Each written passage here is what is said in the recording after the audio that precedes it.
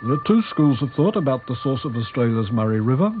One, pedestrian in the extreme, that is to be found in a valley swamp.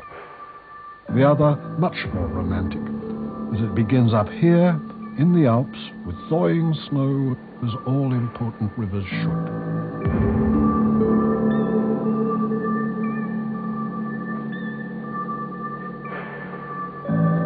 The first few steps in a 1,700-mile journey, which for me was to be a journey of discovery.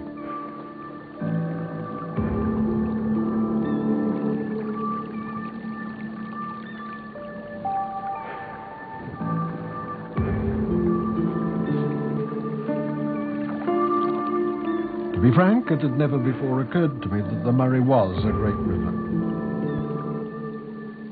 Nor did this rill of sweet water persuade me.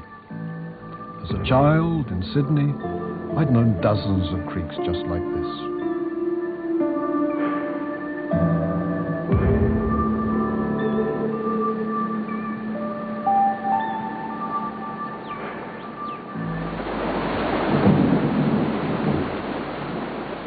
Suddenly the creek changed its character, lost its amiability. What should have been a summery adventure had become damp and disagreeable.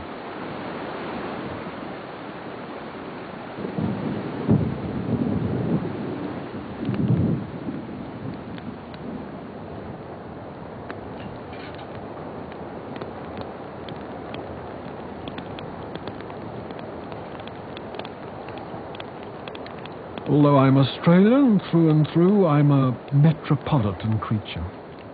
I live in London, love anonymous crowds, hate solitude, and I'm terrified of the bush.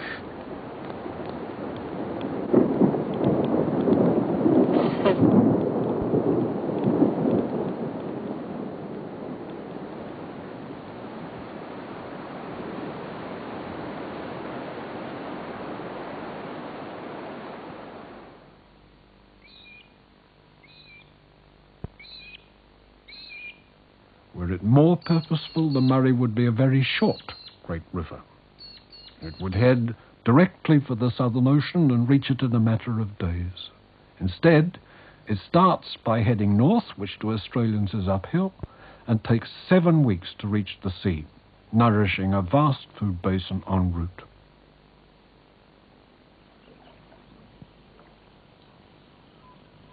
Here was a sense of tranquility I'd never before experienced. Nor, I imagine, have many of my compatriots who live in cities which cling to the coastline.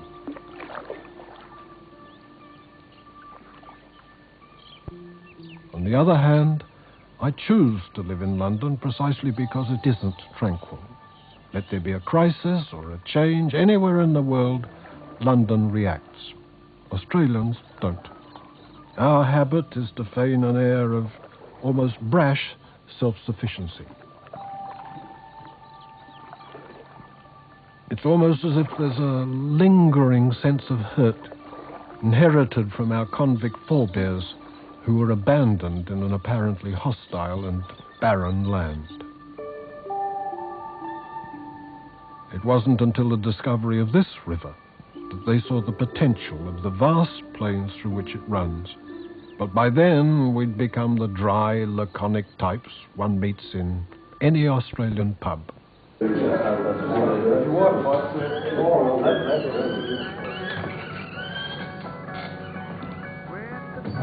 place. These country folk are cordial enough at first meeting, but wary. A stranger could misinterpret this wariness as suspicion, even hostility. Thank you. It's shyness, really. How long is this weather going to last? How long is this weather going to last? Oh, about another fortnight. The river's up a long way, lower down. Not faster? Very fast. These Murray men are neither prosperous nor pretentious. And their conversation, for my benefit, was a mad mixture of understatement, overstatement, and cheerful, barefaced lies. Someone was telling me when I get further down in my canoe, I should watch out for square hooks. Well, that's a no-no. We don't talk about those. Well, there's no really such a thing as a We square don't know hook. about them, do we, Stan? No. Square hooks are nets for trapping fish. They're widely used and quite illegal. The obituaries of the pub went on to assure me that the Murray was a death trap, a minefield of submerged rocks, its banks swarming with venomous snakes. This is the Australian way of making conversation. It can be surprisingly difficult to get anywhere with men like this. The better they like you, the more they insult you, and the less they actually tell you. Do many people go down by canoes? Come from Sydney and everywhere.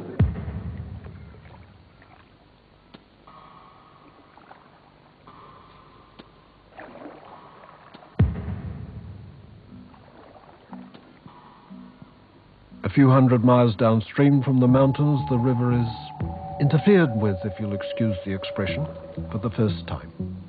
This is the result. The Hume Weir. Mile after mile of dammed up water and thousands upon thousands of sadly drowned trees.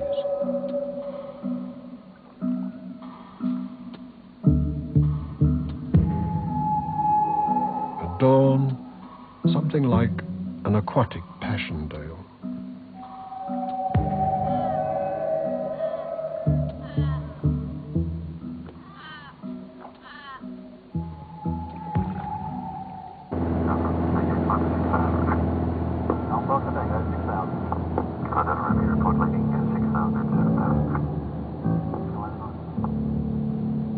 Below the dam, the Murray assumes the proportions one expects of a great river.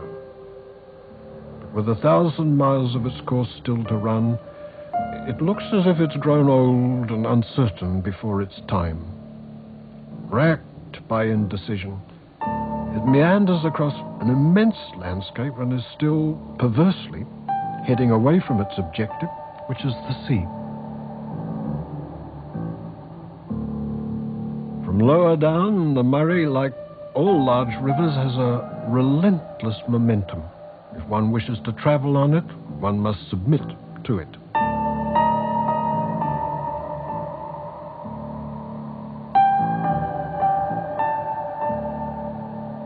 We were fast approaching that stretch of the Murray which is navigable, where the skippers of old plied their trade. Industrious, adventurous pioneers who opened up the heartland of Australia.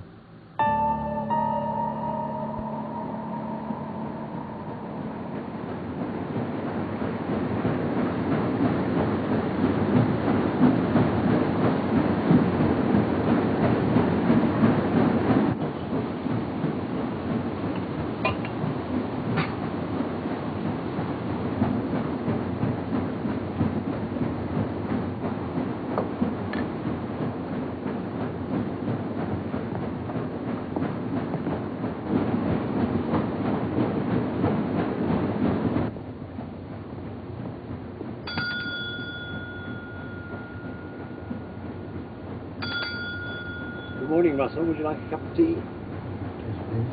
Milk and 2 sugars. There we are. Thanks a lot. This was more like it. The paddle steamer Emmy Lou.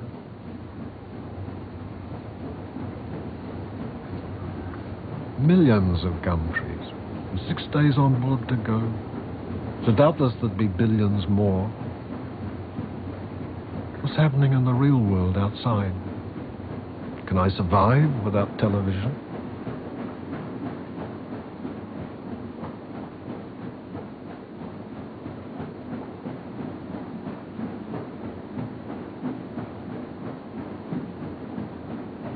There are only 28 cows and bulls penned, making it difficult to give a reliable quota. Number 2 heavy Frisian cows made 69. Fascinating. Strange how one always looks forward to trips like this and almost immediately finds oneself bored, witless. Maybe a bath would help.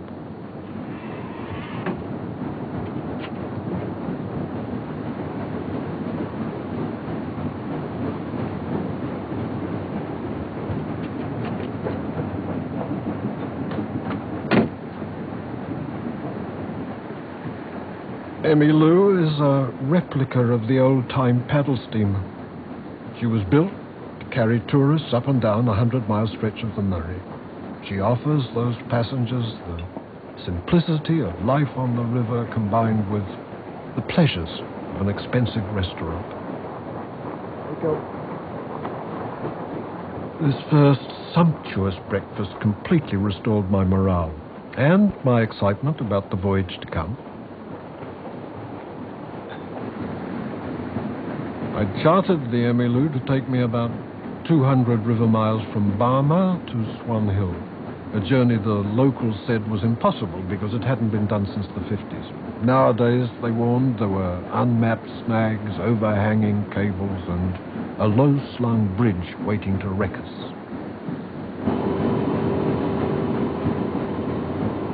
This old engine obviously didn't share the doubts of the locals. Discovered in the bush, 50 miles from the river, it's been lovingly restored and looks indomitable. It was steam engines like this that helped open up inland Australia. They conquered the vast distances and, on this river, powered the paddle boats which made the Murray a highway.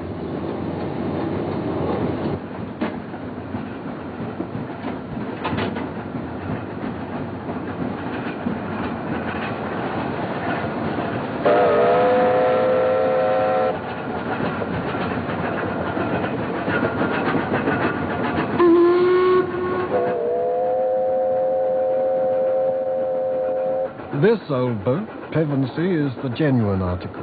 A river workboat from the days when the river was the only means of moving cargo. Today, she's skippered by a pharmacist from Echuca, and she carries tourists on day trips.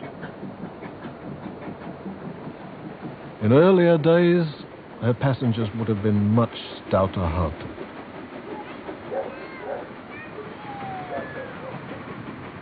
For 80 years, until the Depression ruined everyone, the rivermen were Australia's real pioneers.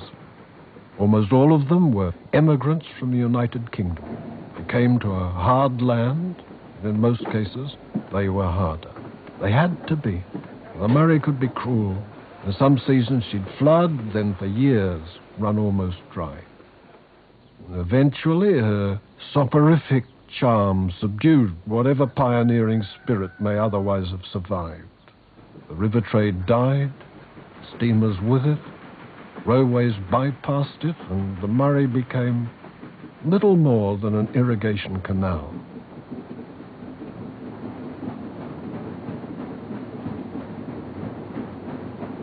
The Murray's not an awesome river like the Mississippi, not mysterious like the Amazon, yet with its legion gum trees, sentinels lining its entire length, it's strangely soothing.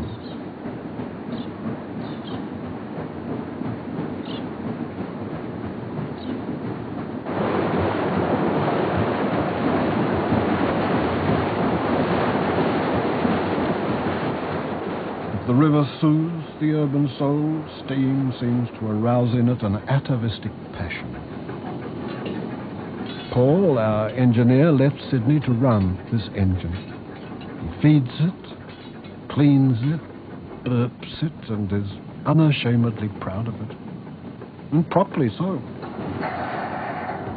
Ancient this engine may be, but fueled with wood from the riverside forests and powered by steam, superbly efficient, and so simple that even I can understand it.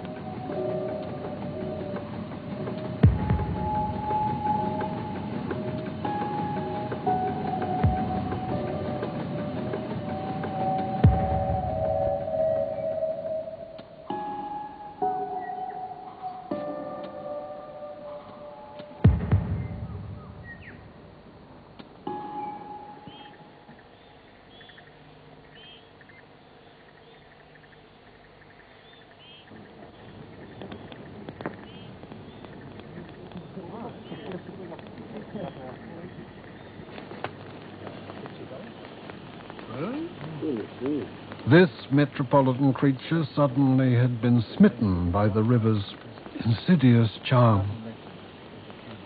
Anthony Browell had been obsessed by it for years and had built Emmylou to gratify his obsession.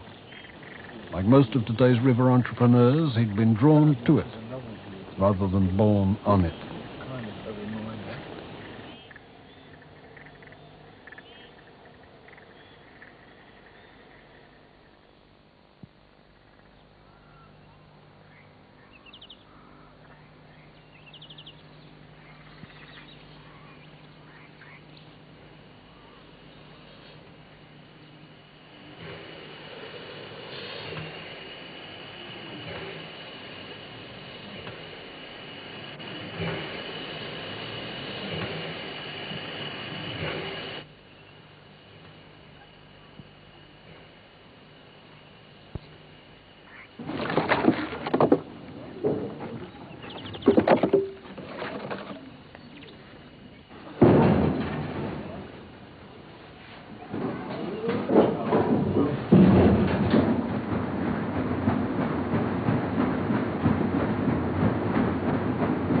Day 3 aboard Emmylou, and the preparation of my 7th sumptuous meal.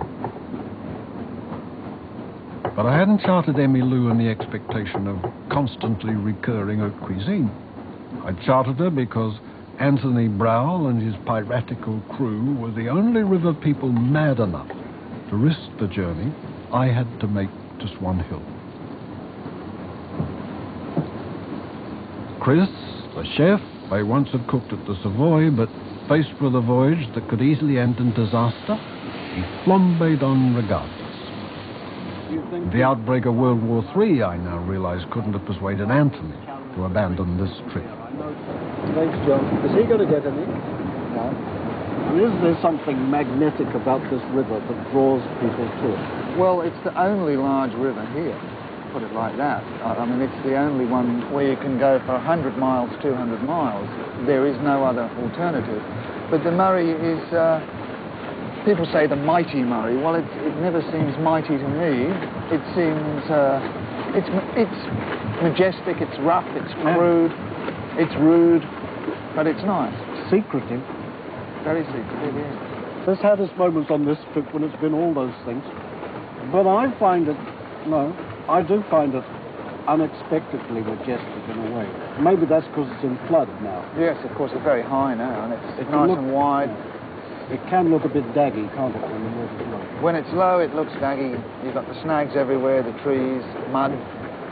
But that's all part of what the Murray is about. The Murray is a major drain to the inland. So it goes on down. This is the longest trip your boat's ever done, isn't it? Oh, yes.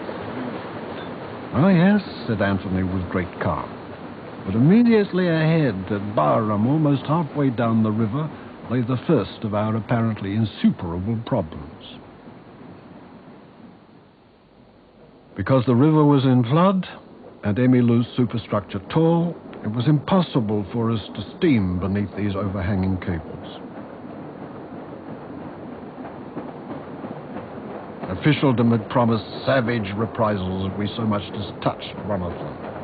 And the locals had cheerfully assured us that they weighed 22 immovable tons. Suddenly it seemed likely that our great river journey was doomed to end before it was even half done.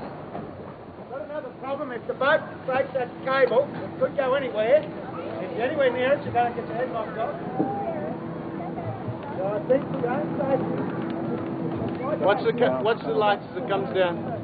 Despite the obvious dangers, Anthony and Skipper John were quite determined to have a bash.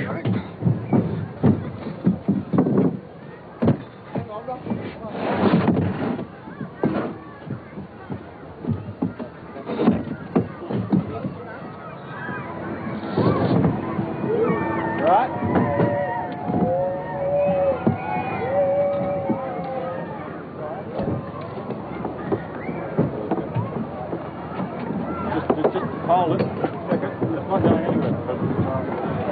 It's going forward now. Can you push? Stay there. Anthony watched in stoic silence.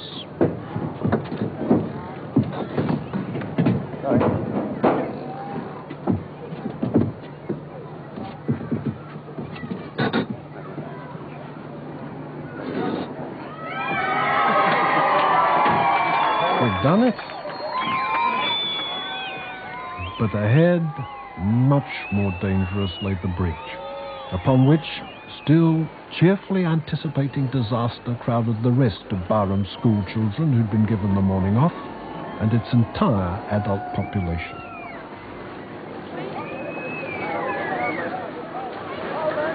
Stern first, like an infant descending a flight of stairs, we crawled towards destruction, impelled by a river running at a good 11 miles an hour.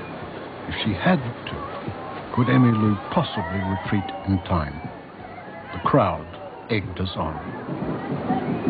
That funnel had to be too tall, and when it toppled, it would demolish half the wooden superstructure. No, she's not going to make it under these cross braces.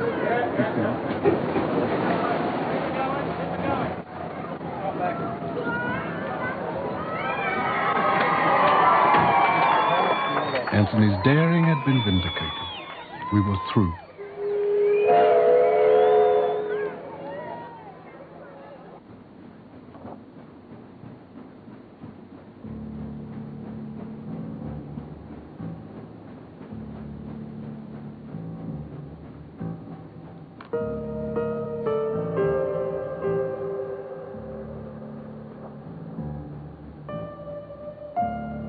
These were the people who worked and opened up the lands on either side of the Murray.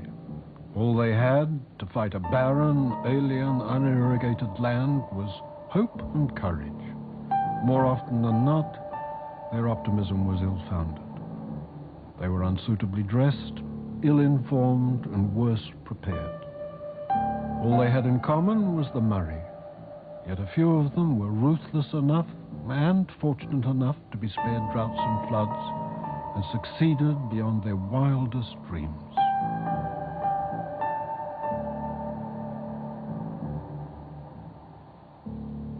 Those who did succeed built homesteads that were monuments to their Englishness, fortresses against imagined enemies and a genuinely hostile environment.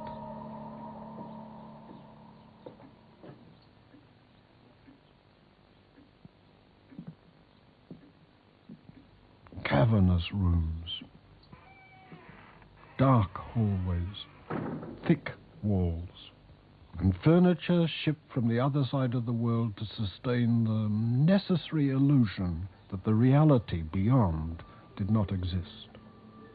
The ghosts of those utterly un-Australian pioneers still haunt these rooms, ghosts whose sanity was constantly threatened by this, a daunting landscape with an insatiable thirst.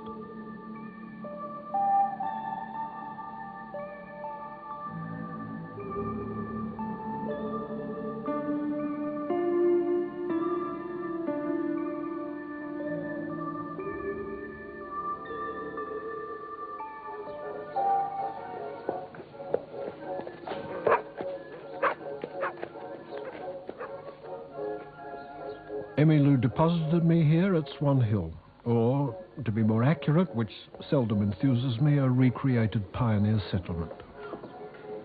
Disneyland without the seven dwarfs, and yet evocative in a way of a time when 19th century tradesmen huddled together in small townships close to the river. Yet even they had to contend with hardship and danger, as evidenced by a moth-eaten kangaroo and the sad fate of one Margaret Falconer, who died from the effects of a snake bite.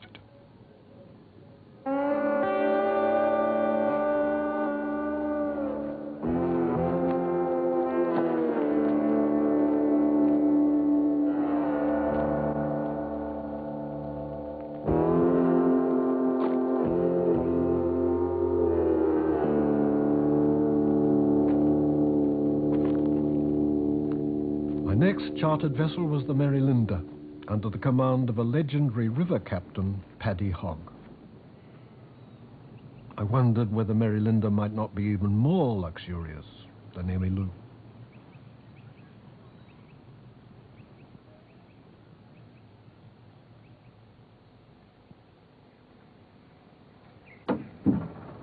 Excuse me, Mr. Hogg here?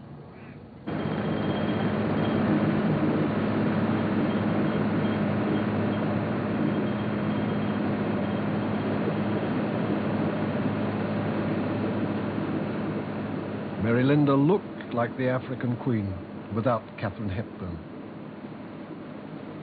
I could only hope that Mr. Hogg would not turn out to be a reincarnation of Humphrey Bogart, because I'd be with him for 4 days while he transported me from Swan Hill to Wentworth. In fact, she was a lovely boat. Paddy and his mate Zena were agreeable companions.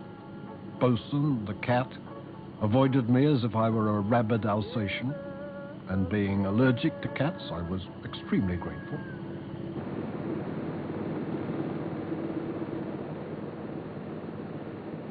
Bosun was demanding a comfort stop, so stop we did for our first night's camp at an unlikely spot named Tooleybuck.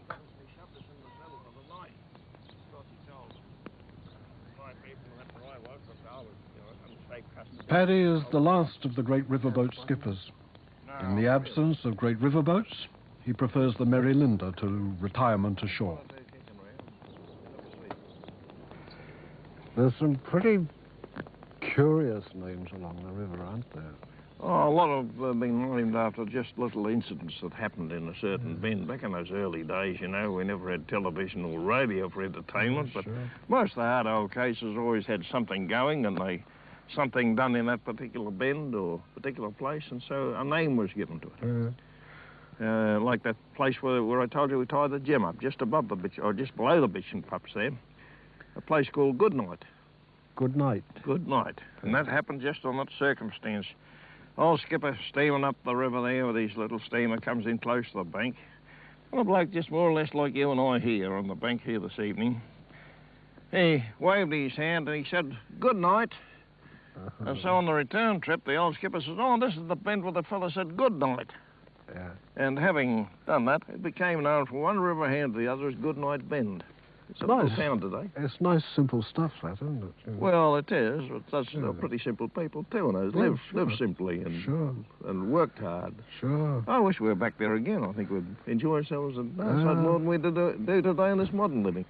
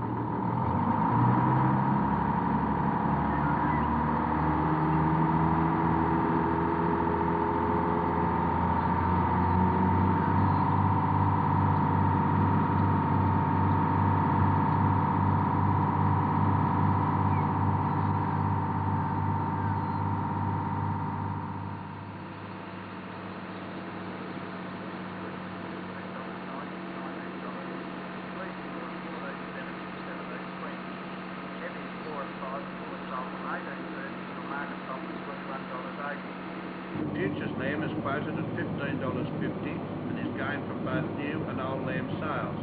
And now over to Bim McGrath for today's pig results. Simon's reduced them.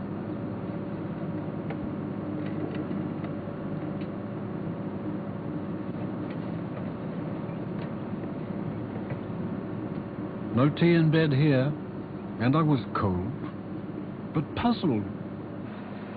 After weeks of trees and river, bend after bend, more trees, more river, no rush, no bustle, no millions of people, I gave cities not a thought. I was reluctant to miss a second of the Murray. It was compulsive viewing, rather like late-night television.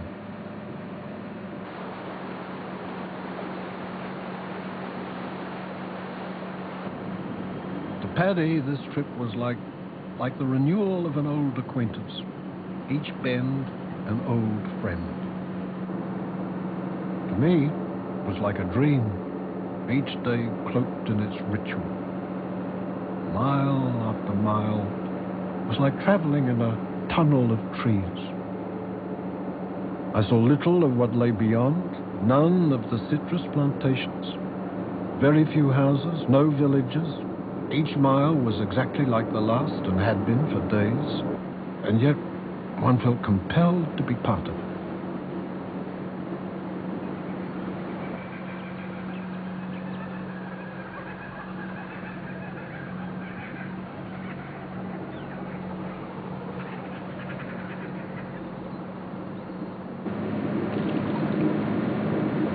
There was always the chance that something might happen. A snake murdering a kangaroo or a snag sinking us. Nothing happened, and it didn't matter, and one still had one's domestic chores.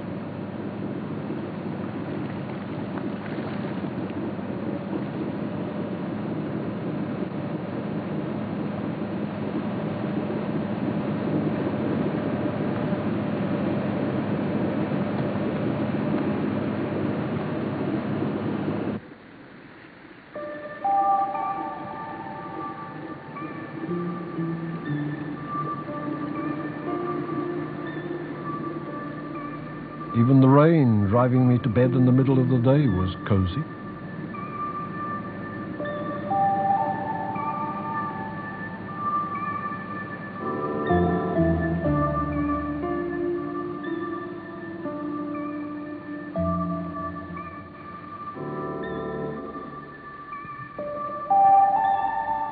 Mary Linda revived memories of one's childhood, cubbyholes and imagined adventure.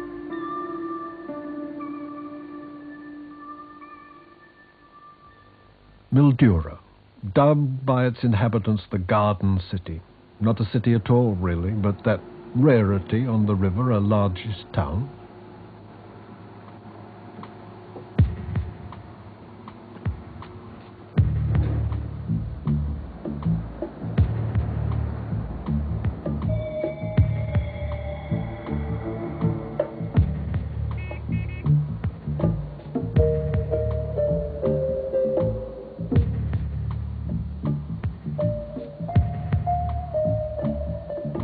A multitude of traffic lights and apparently no traffic. Pedestrians aging visibly, obeying the sign to wait.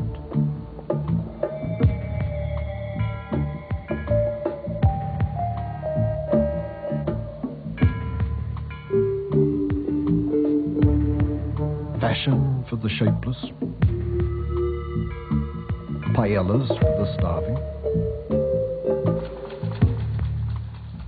Sprinklers spraying Murray water on every lawn and garden.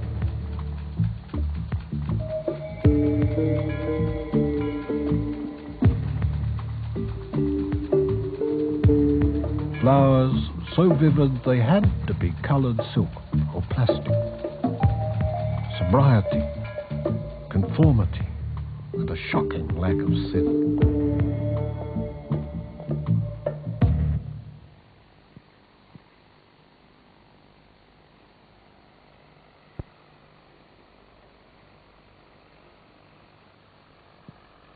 Outside Mildura, the countryside is flat, verdant and prosperous. Orchards flourish and vineyards, even paddy fields. All of this because of the Murray, whose water has become dangerously polluted. Drawn from the river by pumps and draining through salt-impregnated earth, it returns to the river poisonous with salination. The very people who need the Murray most are those who are now causing her death.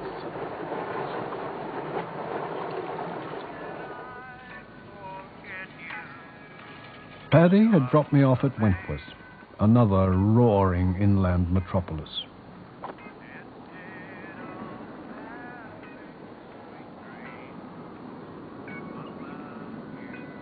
Wentworth perches at the confluence of the Murray and her sister river, the Darling.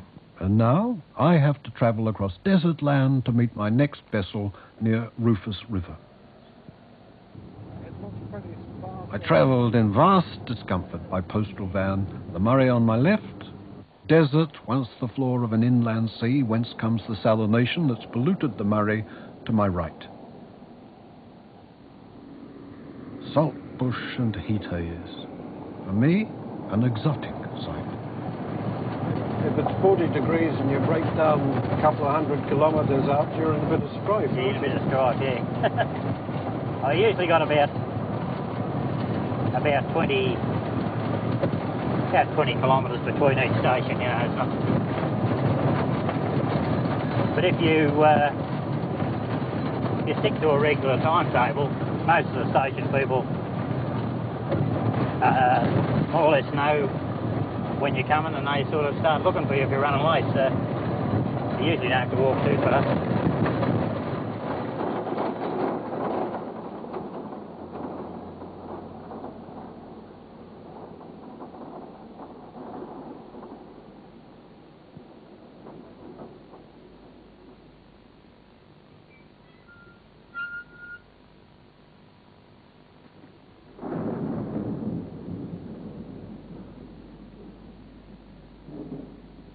The Rufus River, which runs into the nearby Murray, is in the middle of nowhere, and so it should be. A strange place to be looking for my next boat. A strange, almost sinister place.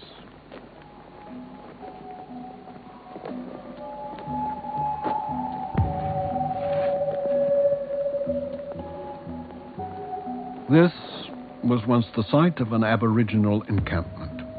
Victoria Lake was then a natural lake that fed the Rufus. For the Aborigines, it was a rich hunting ground. But, unfortunately for them, it was also well grassed. And upstream from here, farmers had grazed their properties almost to extinction. So they mustered their sheep and cattle and brought them here. The massed tribesmen attacked them and speared 2 shepherds. A small force of white men were sent to punish them and were repelled. Subsequently, several more whites were killed and a second punitive force was dispatched. The tribesmen fled and hid in the reeds beside the river. The punitive force opened fire and 200 Aborigines were killed.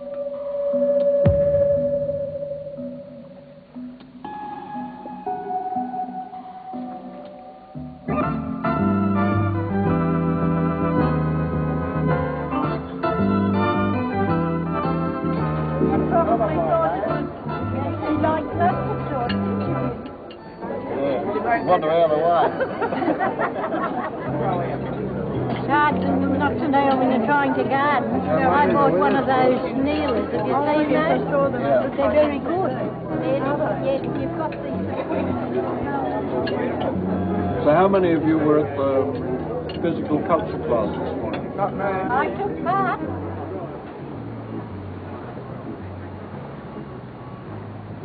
So this is the much-vaunted Murray River Explorer, our first large tourist vessel.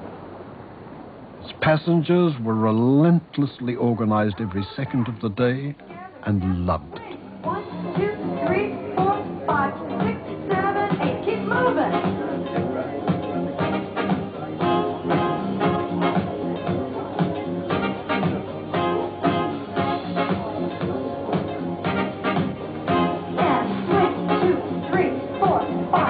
Back aside.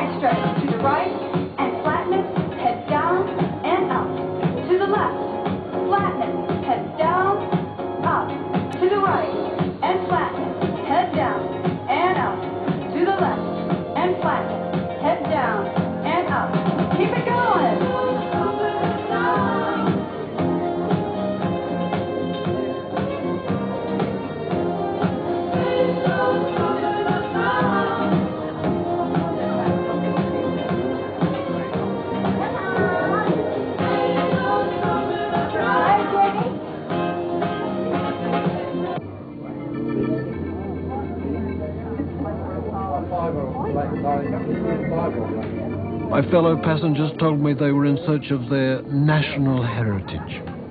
Me too, I suppose.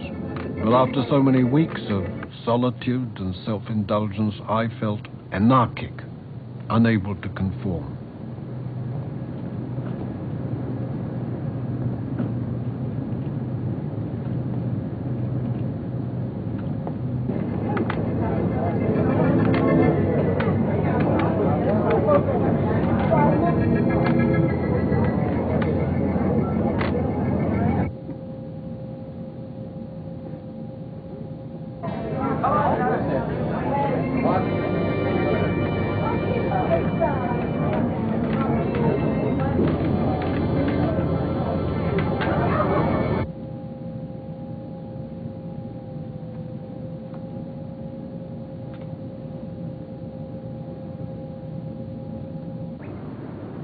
I hated the Murray explorers' gregarious, obligatory pleasures, and I missed the Murray's companionable, undemanding, endlessly fascinating silence. 3 and 5, 35, 1 and 7, 17, and 2 little ducks, 22. 8 and 6, 86. It's been arranged that I would transfer from the Explorer to a solitary houseboat. I confess that I hadn't expected a floating garage, but at least now I'd be alone. 7 and 5, 75. 2 little fleas, 33. 5 and 1, 51. As we entered South Australia, I took possession of my private domain, which I was to navigate from Loxton to Blanchetown, 2/3 of the way downstream. 6 and 2, 62. Car 54. 2 and 6, 26.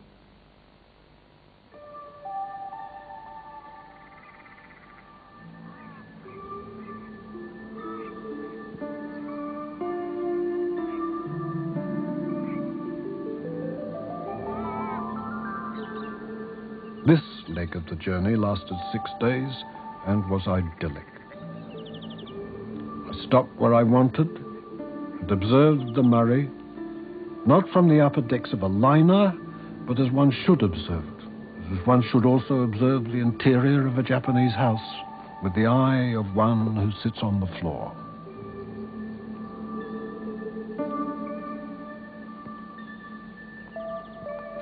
It was during this leg that the Murray's unassertive magic most beguiled me. 20 years hence, I won't have forgotten my time on this houseboat, when the Murray was at her most tranquil and evocative.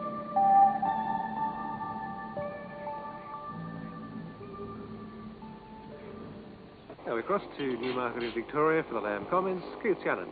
Demand was weak for lambs here at Newmarket this morning. Prices for heavy and medium weight lambs were 70 cents to $1 per head cheaper. Light lambs average 50 cents per head cheaper. Most lambs selling here this morning, prices between $17 and $18 per head, irrespective of their weight. Quality was fair to good in the yarding of approximately 12,000 last week. This has regained all of last week's fall in the market for new season sucker lambs. Old lambs were mostly unchained on last week's cheaper rates. The start is still in progress, however. Sucker lambs, 16 grams under, and sold $17.80 to $19 per head. Light lean, Life on the river in the old days, when it was used as a means of transport, was anything but tranquil. It was a ceaseless battle to make arid land fertile, forested land arable. Simply in a time when there were no state subsidies, no social security to earn a living.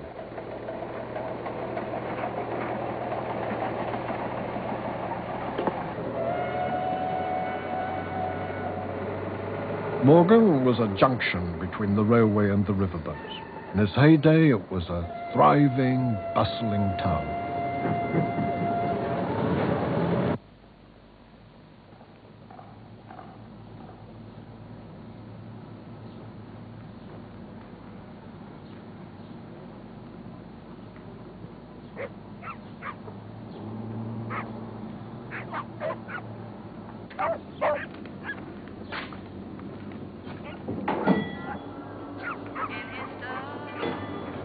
Hi. Hi. I need a newspaper and what happened to your banks? They're all closed. Thanks. Oh, we only have an agency here. They come up from Wayfleet twice a week. And what do I need on a houseboat? Some bread and some milk, please. Bread and milk. Is it always as rowdy as this outside? I nearly got mown down on your main road. Isn't it? Yeah. It must have come at a good time then.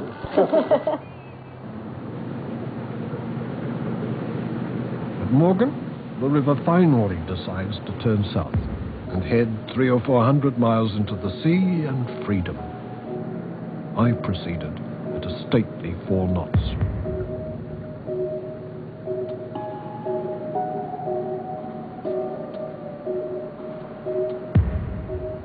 There were times as I navigated from my drawing room that I should have felt foolish, but I didn't.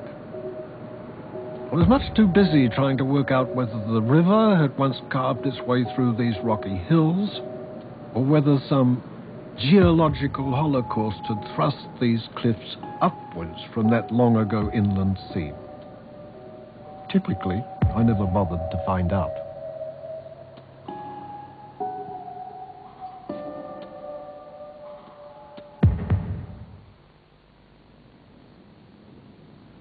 This is supposed to be my next rendezvous. If I've missed the boat, and it won't be back for a week, and I die of hunger and thirst, I wonder what the papers will say. Author perishes in Australia's dreaded outback. Dopey Braddon dead, more likely.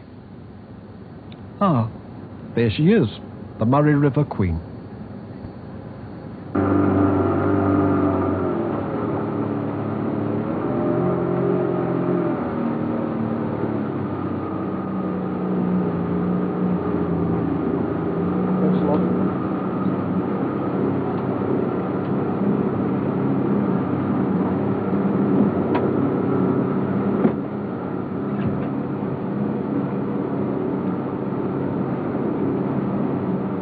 As I clambered aboard, she could have been the Marie Celeste. Where is everybody?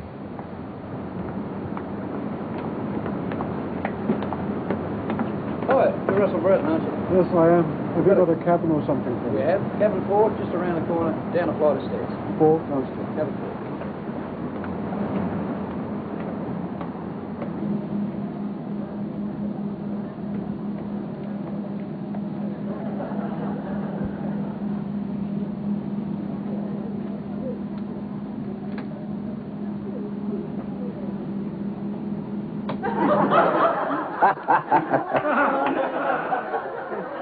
Last year she said to me, look, will you, I've always wanted to know where I'm going to be buried. Would you buy me a plot of ground for my birthday?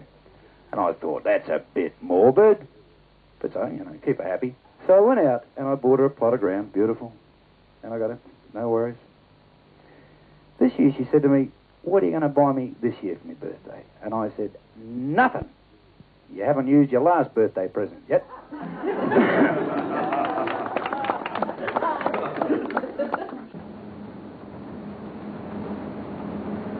Back to organised pleasure in renewed pursuit of our national heritage.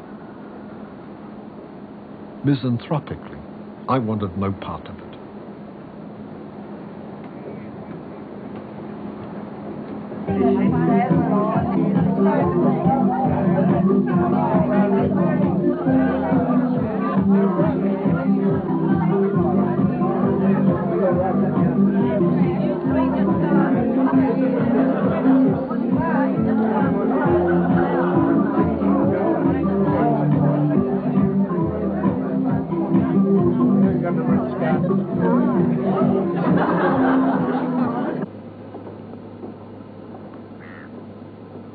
It was almost done now, my journey and the Murrays.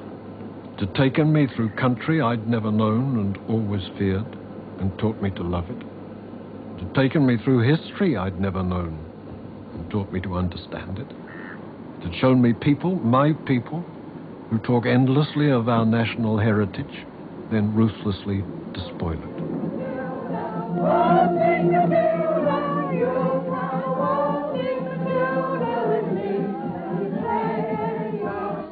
In short, this journey had convinced me that I belong here. Unfortunately, I need London as well.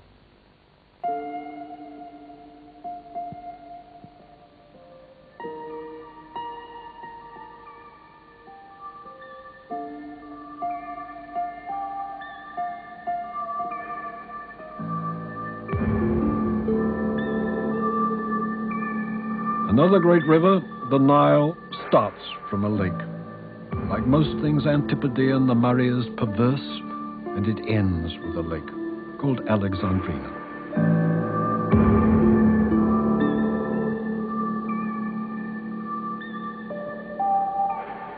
How mighty, I thought, would be the Murray's final debauch. 1,700 miles of fast-flowing water erupting into the open sea. To the last, the Murray was unpredictable. Exhausted by the demands of Lake Alexandrina, she'd become no more than a creek, and her final dramatic debauch had become a feeble hemorrhage into an indifferent ocean that stretched unbroken all the way to Antarctica. But even as I left her in her death throes, she was being reborn on a distant mountain.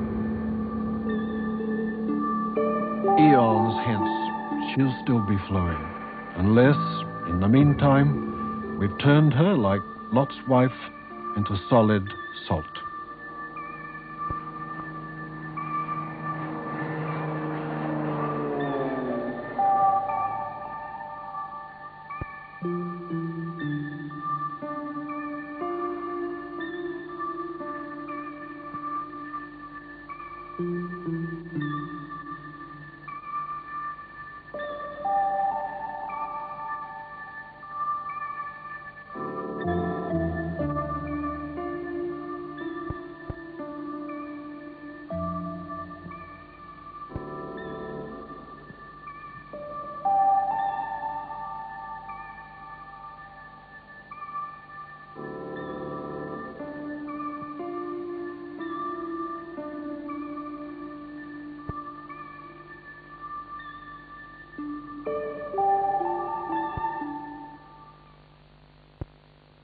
Next week,